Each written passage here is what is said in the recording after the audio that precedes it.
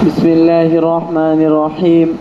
وبه قال حدثني محمد بن عبد الله بن كهزاد قال سمعت أبا إسحاق الطالقاني يقول سمعت ابن المبارك يقول لو خيرت بين أن أدخل الجنة وبين أن ألقى عبد الله بن محرر لاخترت أن ألقاه ثم أدخل الجنة فلما رأيته كانت بعرة أحب إلي منه. بسم الله الرحمن الرحيم. হযরতে মুহাম্মদ ইবনে আব্দুল্লাহ ইবনে কুহজাদ থেকে রওয়ায়াত, উনি বলেন সামিতু আবা ইসহাক আত-তালকানি, আমি হযরতে আবু ইসহাক তালকানিকে বলতে শুনেছি, তিনি বলেন ইয়াকুলু সামিতু ইবনাল মুবারক, আমি হযরত আব্দুল্লাহ ইবনে মুবারক রাহমাতুল্লাহি আলাইহিকে বলতে শুনেছি, ইয়াকুলু, তিনি বলেন,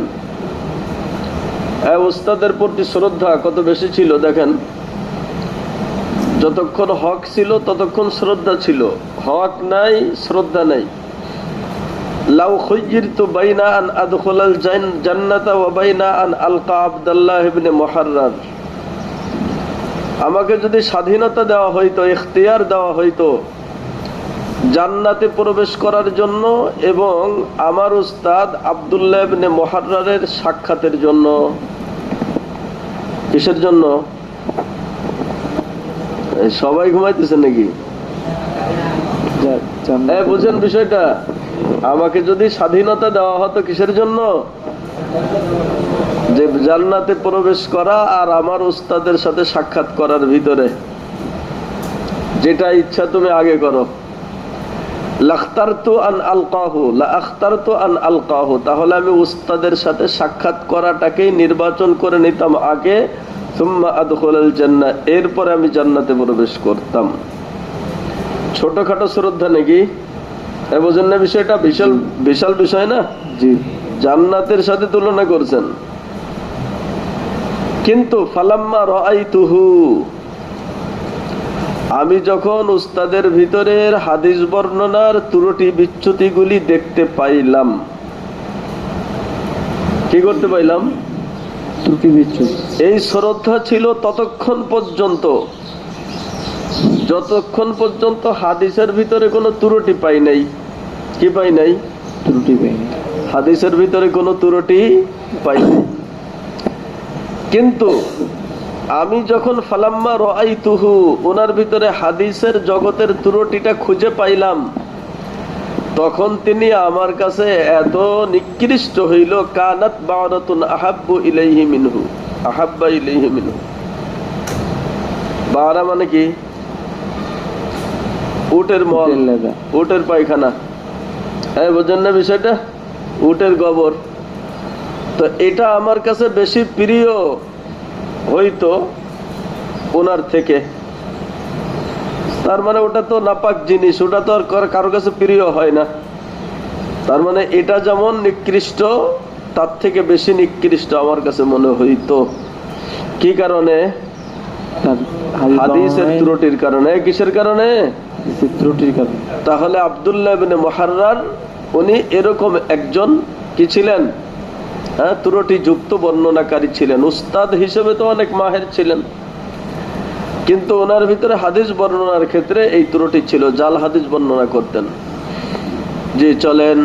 وبه قال حدثني الفضل بن سهل قال حدثنا وليد بن صالح قال عبيد الله بن عمرو قال زيد يعني ابن ابي انيسة قال خذوا عن اخي حضرت زيد بن ابي انيسة, زيد بن আবি উনাইসা, উনি বলেন লা তাখুদু আন আখি, আমার ভাইয়ের থেকে তোমরা হাদিস গ্রহণ করো না। কার থেকে? আমার ভাইয়ের থেকে হাদিস গ্রহণ করো না। কে বলছে এটা? যায়েদ ইবনে আবি উনাইসা। কে বলছে? আমার ভাইয়ের থেকে হাদিস গ্রহণ করো না। ভাইয়ের নাম কি? ভাইয়ের নাম হলো ইয়াহইয়া ইবনে আবি উনাইসা। সামনের রাওয়াতে আসতেছে। ভাইয়ের নাম কি? ইয়াহইয়া ইবনে আবি উনাইসা। এই যে এর পরের রাওয়াতের ভিতরে আসতেছে। হ্যাঁ চলেন। وبه قال حدثني أحمد بن إبراهيم الدورقي قال حدثني عبد السلام الوابسي قال حدثني عبد الله بن جعفر الرقي عن عبيد الله بن عمرو قال كان يحيى بن أبي أنيسة উবাইদুল্লাহ كذابا ইবনে আমর বলেন কানা ইয়াহইয়া ইবনে আবি উনাইসা কাযযাবান। ইয়াহইয়া ইবনে আবি উনাইসা কি মিথ্যাবাদী বর্ণনা ছিল। এই যে ইয়াহইয়া ইবনে আবি উনাইসা সে হলো ওই যে যায়েদ ইবনে আবি উনাইসা, কে? زيد بن أبي أنيسة তার ভাই। তার কি ভাই? ভাই মানে হলো সৎ ভাই, পিতা একজন। ভাই মানে কি সৎ ভাই, পিতা একজন, মাতা দুইজন।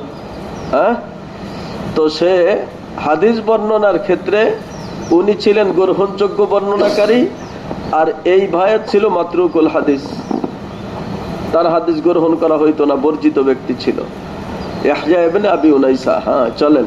وبه قال حدثنا أحمد بن إبراهيم قال حدثني سليمان بن حرب عن حماد بن زيد قال ذكر فرقد عند أيوب فقال إن فرقدا ليس صاحب حديث। ফরকাত সম্পর্কে আইয়ুবের কাছে জিজ্ঞাসা করা হইল যে সে কি গ্রহণযোগ্য নাকি। ফাকাল, হযরত আইয়ুব বললেন ইন্না ফারকাদান লাইসা সাহিবু হাদিসিন, ফারকাত তো গ্রহণযোগ্য নাই, সে তো হাদিসওয়ালাই না। তার মানে কি হাদিস বর্ণনার ক্ষেত্রে তার কোনো যোগ্যতা নাই, সে হাদিস বর্ণনা করতে পারে না। চলেন। وبه قال حدثنا عبد الرحمن بن بشير العبدي قال سمعت يحيى بن سعيد القطان وذكر عنده محمد بن عبد الله بن عبيد بن عمير الليثي فضعفه جدا فقيل ليحيى হযরত ইয়াহইয়া ইবনে সাঈদ আল-কত্তানী উনি বলেন যুকিরা ইনদাহু মুহাম্মদ ইবনে আব্দুল্লাহ ইবনে উবাইদ, ওনার সামনে আলোচনা করা হলো মুহাম্মদ ইবনে আব্দুল্লাহ ইবনে উমাইর আল-লাইসির ব্যাপারে, যে উনি কি হাদিস বর্ণনার ক্ষেত্রে গ্রহণযোগ্যতা ওনার আছে কি নাই। তখন ইয়াহইয়া ইবনে সাঈদ আল-কত্তানী বললেন ফাযাআফাহু জিদ্দান, সে কঠিন দুর্বল বর্ণনাকারী, সে কি কঠিন যঈফ বর্ণনাকারী। ফাকিল আলী ইয়াহইয়া, ইয়াহইয়া ইবনে সাঈদ আল-কত্তানকে আবার জিজ্ঞাসা করা হইল আযাআফু মিন ইয়াকুব ইবনে আতা, ইয়াকুব ইবনে আতা যে দুর্বল বর্ণনাকারী তার থেকেও কি বেশি দুর্বল? ক্বালা নাআম, উনি বললেন যে হ্যাঁ, তার থেকেও বেশি দুর্বল। ثم قال ما كنت أرى أن أحدا يروي محمد بن عبد الله بن عبيد بن عمير। হ্যাঁ, তিনি বলেন যে মা কুনতু উরা আন্না আহাদান, যে আমার বুঝে আসে না যে কোনো ব্যক্তি তার থেকে হাদিস বর্ণনা করবে। কার থেকে? মুহাম্মদ ইবনে আব্দুল্লাহ ইবনে উবাইদ ইবনে উমাইর থেকে। তার মানে তার ব্যাপারে যারা জানে তারা তার থেকে কি করবে না? হাদিস বর্ণনা করবে না। অর্থাৎ কোনো ব্যক্তির হাদিস সম্পর্কে যদি সামান্যতম জ্ঞান থাকে, তবুও এই ব্যক্তি হাদিসের জগতে এত বেশি প্রসিদ্ধ সমালোচনার দিক দিয়া তার থেকে কেউ হাদিস গ্রহণ করবে না। জি চলেন। وبه قال حدثني بشر بن الحكم قال سمعت يحيى بن سعيد القطان ضعف حكيم بن جبير وعبد الأعلى وضعف يحيى بن موسى بن دينار قال حديثه ريح وضعف موسى بن دهقان وعيسى بن أبي عيسى المدني। ইমাম মুসলিম বলেন আমাকে হাদিস বর্ণনা করেছেন বিশর ইবনে হাকাম।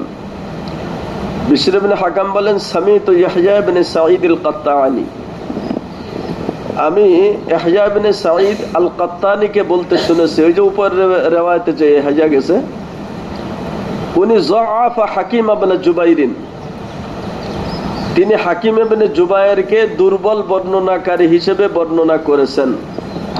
ওয়া আব্দুল আ'লা, এই একই হাদিসে কয়েকজনের নাম আসতেছে, আব্দুল আ'লাকে দুর্বল বর্ণনাকারী হিসেবে চিহ্নিত করেছেন।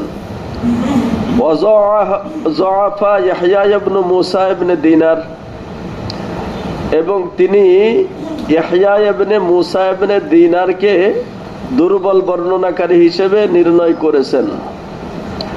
ক্বালা, ইয়াহইয়া ইবনে সাঈদ আল-কত্তানী বলেন হাদিসুহু রিহান, হাদিসুহু, ইয়াহইয়া ইবনে মুসা ইবনে দিনারের হাদিস বাতাসের মতো ওড়ে। কিসের মতো? তার মানে সে খুব বেশি হাদিস বর্ণনা করে, সব জায়গাতে বর্ণনা করে, সব জায়গাতে পাওয়া যায়। বাতাস যেমন সব জায়গাতে থাকে, তার হাদিসে সব জায়গাতে পাওয়া যায়, কিন্তু সে দুর্বল বর্ণনাকারী। ওয়াযাফা মুসা ইবনে দিহকান, ইয়াহইয়া ইবনে সাঈদ বলেন মুসা ইবনে দিহকান একজন দুর্বল বর্ণনাকারী।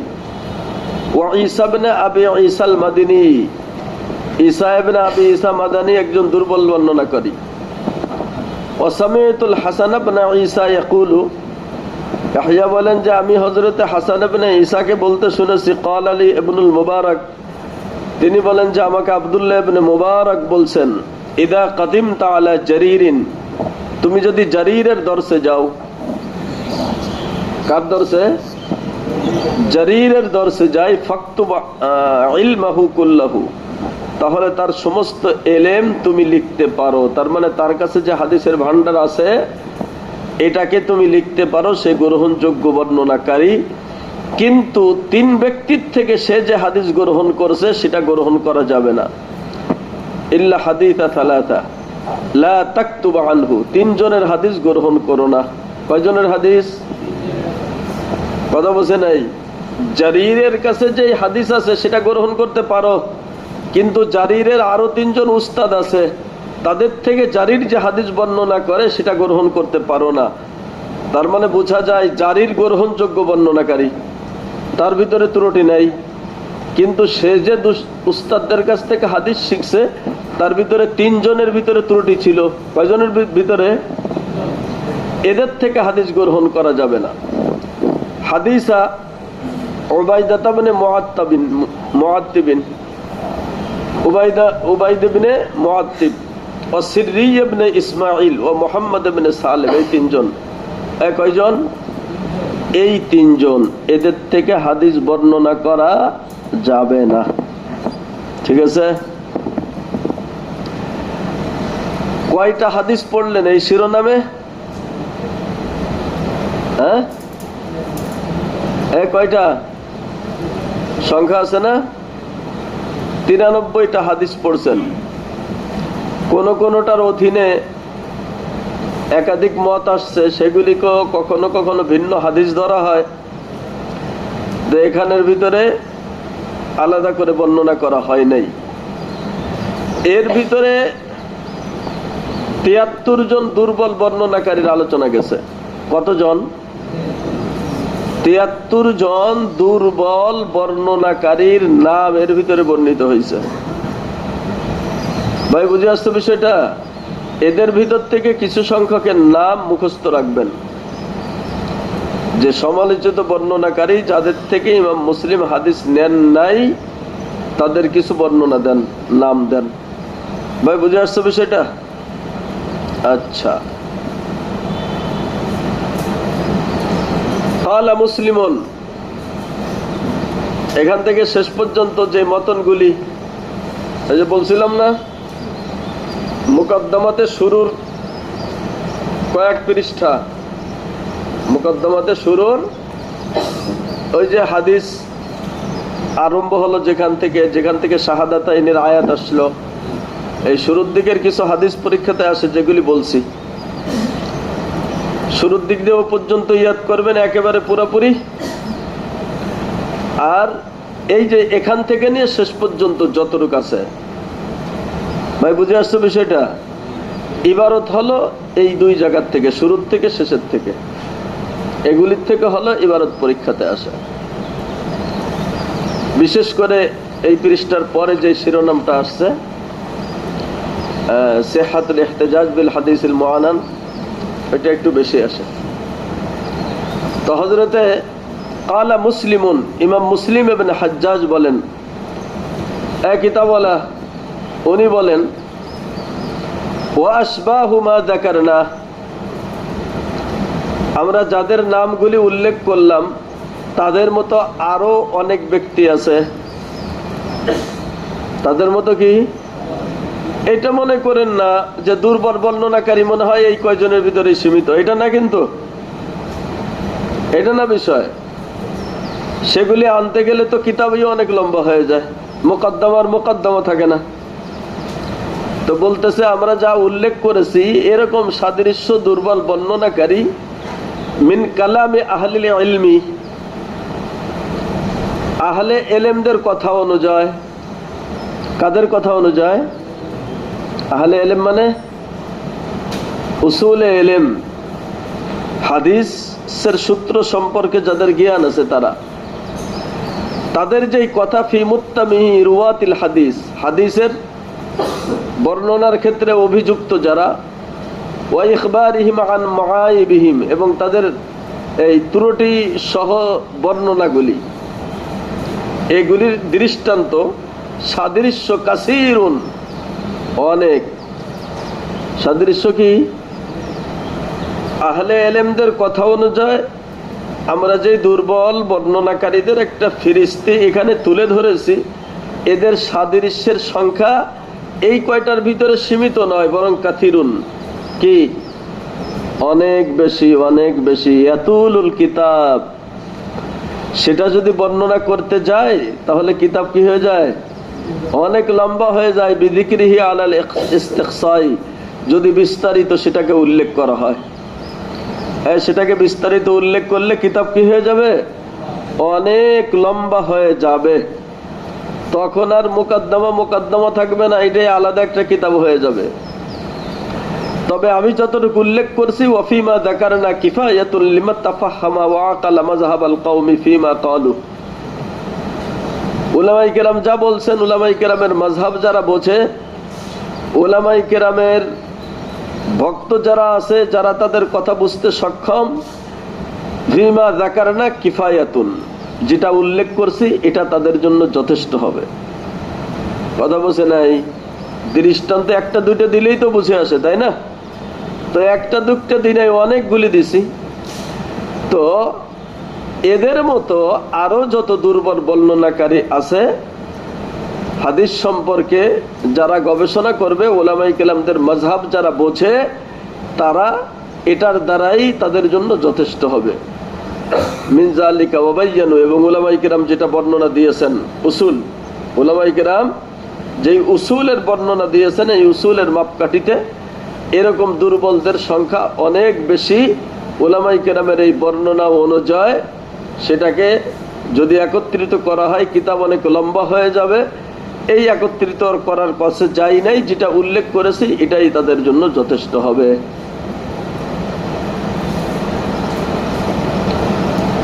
এখান থেকে একটা প্রশ্নের জবাব দিতেছে, হ্যাঁ, যে আপনারা এই যে নাম ধরে ধরে দোষ বর্ণনা করলেন, অমুকের এই দোষ, অমুকের এই দোষ, অমুকের এই দোষ, ভাই বুঝে আসছে? শরীয়তের দৃষ্টিতে এটা একটা গুনাহের কাজ না? কথা বুঝে নাই? শরীয়তের দৃষ্টিতে একটা গুনাহের কাজ না?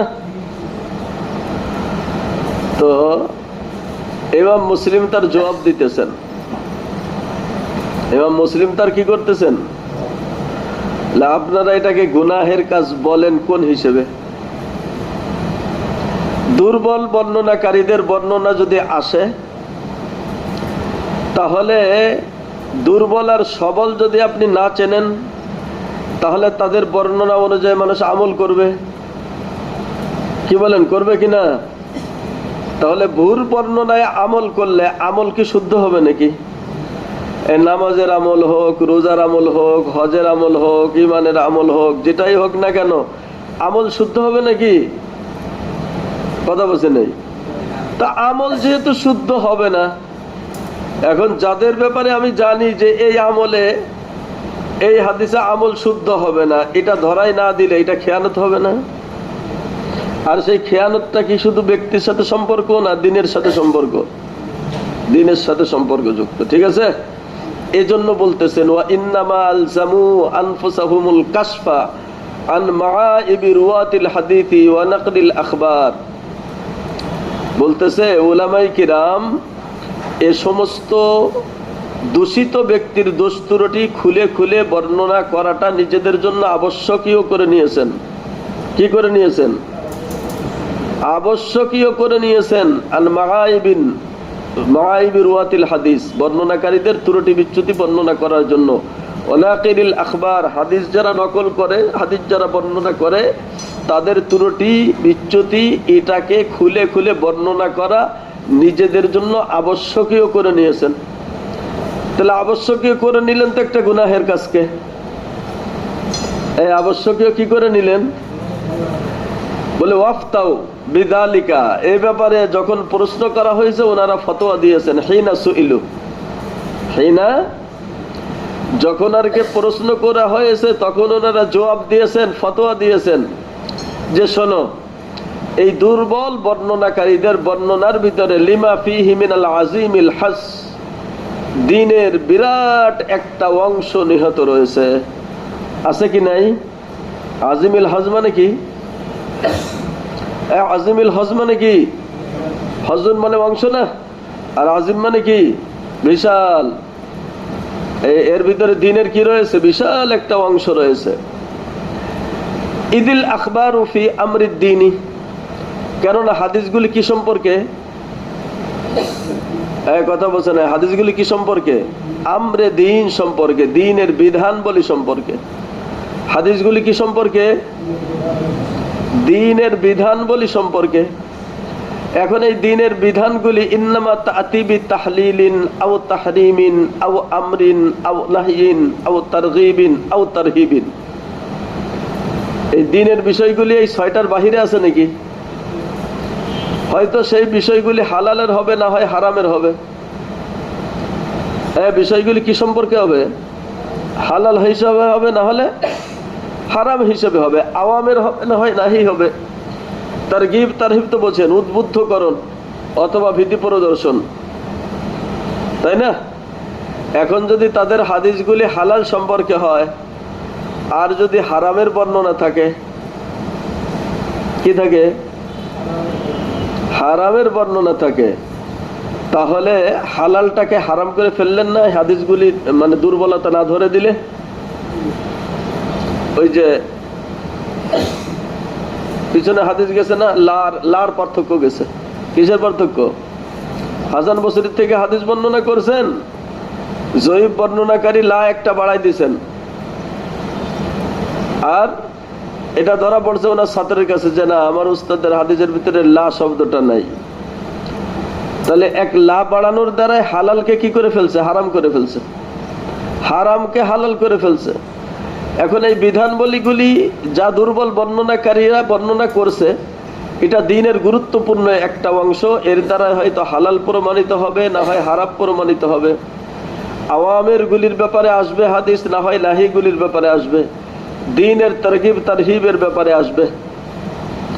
এখন যদি ফাইদা কানার রাবি লাহা লাইসা বিমাদিনিন লিসসিদকি ওয়াল আমানাতি, এই সমস্ত হালাল হারাম আওয়ামের নাওয়াহির ব্যাপারে যে হাদিসগুলি এই ব্যক্তি বর্ণনা করতেছে, সেই ব্যক্তি যদি সত্যবাদী না হয়, আমানতদার না হয়, কি না হয়?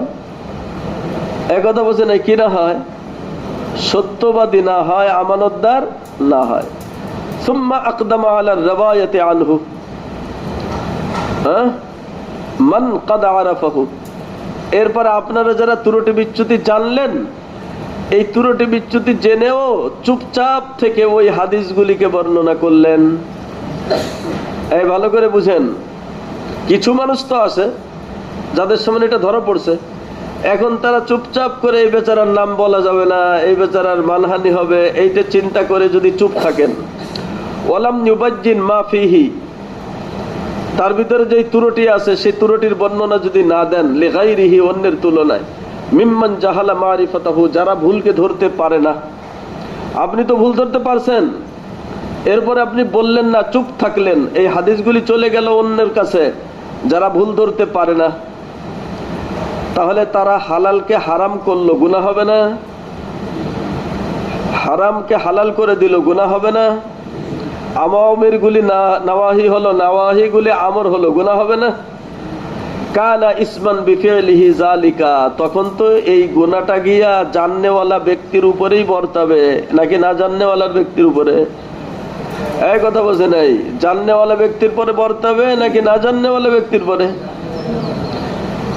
জাননেওয়ালা ব্যক্তির পরে বর্তাবে। এখন জাননেওয়ালা ব্যক্তিকে যদি গুনাহের থেকে বাঁচতে হয় তাহলে নামগুলি বলে দিতে হবে। কি বলেন? তাহলে বলে দেওয়াটা কি গুনাহ হবে নাকি? এটা হবে আমানত। যদি বলে না দেন গসাল লিআওয়ামিল মুসলিমিন, আপনি ভুলটাকে ধরতে পেরেও বলে দিলেন না, এটা মুসলমানদের সাথে ধোঁকাবাজি করলেন, প্রতারণা করলেন। কাদের সাথে? إذ لا يؤمن على بعض من سمع تلك الأخبار يستعملها أو يستعمل بعضها ولعلها أو أكثرها أكاذيب لا أصل لها।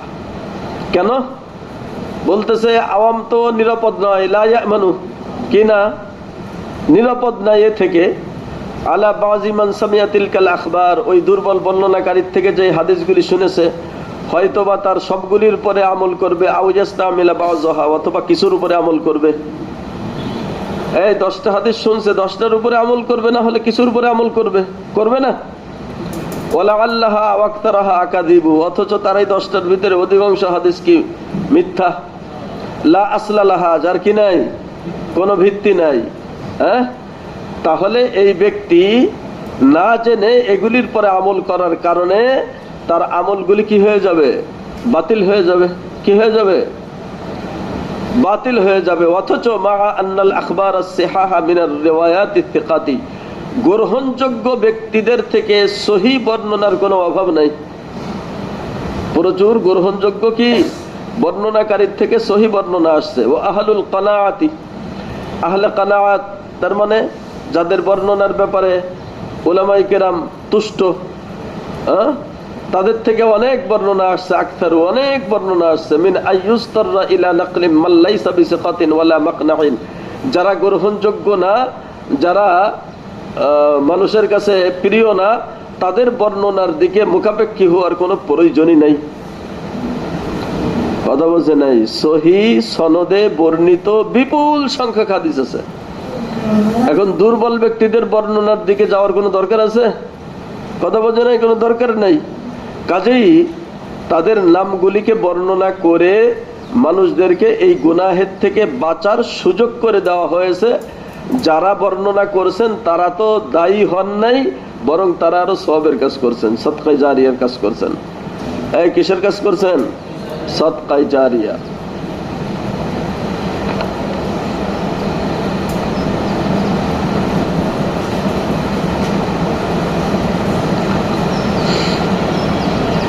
এখন একটা প্রশ্ন হলো যে তাহলে এই মানুষগুলি জেনে শুনে এই ভুল হাদিসগুলি বর্ণনা করে কেন? কথা বলছে নাই? এই পিছনে গেছে না, জানানো হয়েছে, জানানোর পরে বলছে আতুবু, আমি কি করছি, কালকেও গেল না, এরপরে আবার সেই ভুল হাদিস বর্ণনা করছে, আবার তার কাছে গেছে, বলে আমি আবার তওবা করলাম, আবার গেছে, আবার তওবা করছে। হ্যাঁ, এরকম 3বার হওয়ার পরে তাদেরকে বর্জন করছে, তো বড় সুযোগ দিছে না। এই মানুষগুলি জেনে শুনে তারপরেও এই হাদিস বর্ণনা করত কেন? বলে মানুষের ভিতরে একটা কেবেরের সিফাত আছে না, অন্যায় সিফাত, কি বলেন, আছে কি নাই? আনানিয়াতের একটা সিফাত আছে। হ্যাঁ, এই আনানিয়াতের সিফাতের কারণে ফিরআউন ধ্বংস হয়েছে, তো আনা রব্বুকুমুল আলা বলে, কেন ধ্বংস হয়েছে? এখন সে যুগের মানুষের ভিতরে কিছু মানুষ জাল হাদিসের ঝুঁকিরা জমা করে তারা বড় মুহাদ্দিস হওয়ার দাবি করত। এই বিশাল এত সংখ্যক হাদিস আমার কাছে আছে, বুঝেন না বিষয়টা? এটা ছাড়া আর কিছু না। এরপরে কিছু মানুষ তাদের থেকে বের হয়েছে আকীদাতে ত্রুটি। আমাদের দেশের বিদাতীরা, তাদের পক্ষে লোক বেশি নিতে চায় না। কেন নিতে চায়? যে আমার দলটা ভারী হোক। তো ওরা করছে ওদের দলকে ভারী করার জন্য বিপুল সংখ্যক হাদিস দেখানো এবং নিজেদের দলকে ভারী করার নিয়তে কি করছে? এই হাদিসগুলিকে এরকম জাল করছে। এই কথা বলতেছে এখানে। লা আহসিবু কাসীরাম মিম্মা ইউআররিজু মিনান নাসি আলা মা ওয়াসাফনা মিন হাযাল আহাদিথিজ জিআফি ওয়াল আসানিদিল মাজহুলাতি। বলতেছে যে আমার ধারণা যে তাদের ভিতরে অধিকাংশ মানুষগুলি এই অন্যায় কাজের ভিতরে ঢুকতো। আলামা ওয়াসাফনা মানে যেগুলি যে আমরা পিছনে বর্ণনা করে আসছি, তাই না? মিন হাযাল আহাদিথিজ জিআফ, দুর্বল হাদিসগুলি বর্ণনা করতো, ওয়াল আসানিদিল মাজহুলা, এই মজহুল হাদিসগুলিকে বর্ণনা করত, এবং ওয়ায়াতাদ্দু বিরাওয়ায়াতিহা বা'দা মারিফাতিহি, এটা যে গলত এটা চিহ্নিত হওয়ার পরেও খুব গুরুত্বের সাথে সেটাকে বর্ণনা করত। বিমা ফিহা মিনাত তাওয়াহুনি ওয়াজ জিফি, বিমা ফিহা মিনাত তাওয়াহুনি ওয়াজ জিফি, এই হাদিসের ভিতরে ত্রুটি দুর্বলতা আছে এগুলি জানা সত্ত্বেও তারা এটাকে গুরুত্বের সাথে বর্ণনা দিত। আমাদের যুগের বেদাতির সাথে পুরোপুরি মিল আছে। বর্তমান দেখেন না, কোন কোন মুরতাদদের সম্পর্কে উলামায়ে কেরাম যখন কথা বলতেছে যে ওর জানাজা করবে না, এটা করবে না, ওইটা করবে না, এই আছে না, বেদাতিরা দেখছে আমাদের পরিচিত হওয়ার এটা একটা সুযোগ। কারণ তারা বলে যে কেউ জানাজা না করলে আমরা জানাজা করব। কথা বুঝে না, একটা দল শক্তিশালী হয়ে গেল না? এর সুযোগ মতো মুরতাদ হওয়ার কারণে একদল বলতেছে যে এর জানাজা করা যাবে না, কেউ এর জানাজা করবে না, আর বেদাতিরা বলতেছে কেউ জানাজা না করলেও এর জানাজা আমরা করব। কথা বলছে না? এই যে তাহেরি আলাউদ্দিন আছে না, বেদাতি গোষ্ঠী। তাহলে আমাদের এই যুগে যেমন এরকম ভাবে করছে না, এই যে বলতেছে ওয়ায়াতাদ্দু বিরাওয়ায়াতিহি, ওই রিওয়ায়াত গুলিকে গুরুত্বের সাথে বর্ণনা করতো বা'দা মারিফাতিহি, এটা ভ্রান্ত সেটা জানার পরেও, সেটা জানার ওরাও জানে যে এটা মুরতাদ, কিন্তু ওরা চিন্তা করতেছে আহলে হকরা বলতেছে যে জানাজা করা যাবে না, আমরা তো ওদের বিপক্ষে, ওরা আমাদের বিরোধিতা করে, কাছাকাছি আমাদের এই পক্ষটা নিতে হবে। ভাই বুঝে আসছে বিষয়টা? এখানে ইমাম মুসলিম বলেন ওয়ায়াতাদ্দু বিরাওয়ায়াতিহা বা'দা মারিফাতিহি, সত্য জানার পরেও তারা এটাকে গুরুত্বের সাথে বর্ণনা করত, অথচ বিমা ফিহি মিনাত তাওয়াহুনি ওয়াজ জিআফি, তার ভিতরে ওহান আছে, ত্রুটি আছে, হাদিসগুলি দুর্বল, এগুলির পিছনে অন্য কোনো কারণ নাই, ইল্লা আন্নাল্লাযী ইয়াহমিলুহু আলা রিওয়ায়াতিহা ওয়াল ই'তিদাদি বিহা ইরাদাতিত তাকসীরি বিযালিকা ইনদাল আওয়ামি, জনগণের নিকটে ইরাদাই তাকসীর, অধিক পরিমাণ হাদিস দেখানো ছাড়া আর অন্য কিছু উদ্দেশ্য তাদের ছিল না। এই হাদিসগুলি তারা বহন করত, বর্ণনা করত কেন? ইরাদাতিত তাকসীরি বিযালিকা ইনদাল আওয়ামি, কিসের জন্য? জনসাধারণের নিকটে তাদের হাদিসের সংখ্যাটা, জখিরাটা বিপুল পরিমাণ, এইটা দেখানোর জন্য। ঠিক আছে? ওয়ালি আইয়ুকালা, এই কথা বলতো, মা আকসারা মা জামা ফুলানুন মিনাল হাদিসি, অমুক ব্যক্তি কতই না হাদিসের জখিরা জমা করছে, ওয়া আল্লাফা মিনাল আদাদি, কতই না সংখ্যক হাদিস সেখানে লিপিবদ্ধ করছে। ভাই বুঝে আসছো বিষয়টা? তাহলে বেশি হাদিস বর্ণনা করতো কেন? এই সুনাম অর্জনের জন্য। কিসের জন্য? সুনাম অর্জনের জন্য। ওমান যাহাবা ফিল ইলমি হাদাল মাযহাব, বলে ইলম অর্জন করে যারা এই মাযহাবকে অনুসরণ করছে, ওয়াসালাকা হাদাত তারিক, যারা এই রাস্তায় চলছে, ফালা নাসিবা লাহু ফিহি, ইলমের ভিতরে তাদের কোনো অংশ নাই। ইলমের ভিতরে তাদের কি নাই? ওয়াকানা বি আইয়ুসাম্মা জাহিলান আওলা মিন আইয়ুনসাবা ইলাল ইলমি, তাদেরকে আলেম না বলে তাদেরকে জাহেল বলাটাই হলো উত্তম। আলেম নাম না দিয়ে তাদেরকে কি বলা উত্তম? জাহেল নাম দেওয়াটাই উত্তম। এদেরকে আলেম বলা যাবে না, কি বলতে হবে? জাহেল বলতে হবে। কেন? সঠিক জিনিসটা মারেফাতের পরেও আনানিয়তের কারণে, আমার এত সংখ্যক হাদিস, এত সংখ্যক হাদিস, এত সংখ্যক হাদিস, এইটা বোঝানোর জন্য তারা কি করত? এই ভুল হাদিসগুলিকে, জাল হাদিসগুলিকে কি করত? বর্ণনা করত। এবার বুঝে আসছে? এটা হলো দুর্বল বর্ণনাকারীদের সংক্ষিপ্ত একটা বর্ণনার ফিরিস্তি গেল।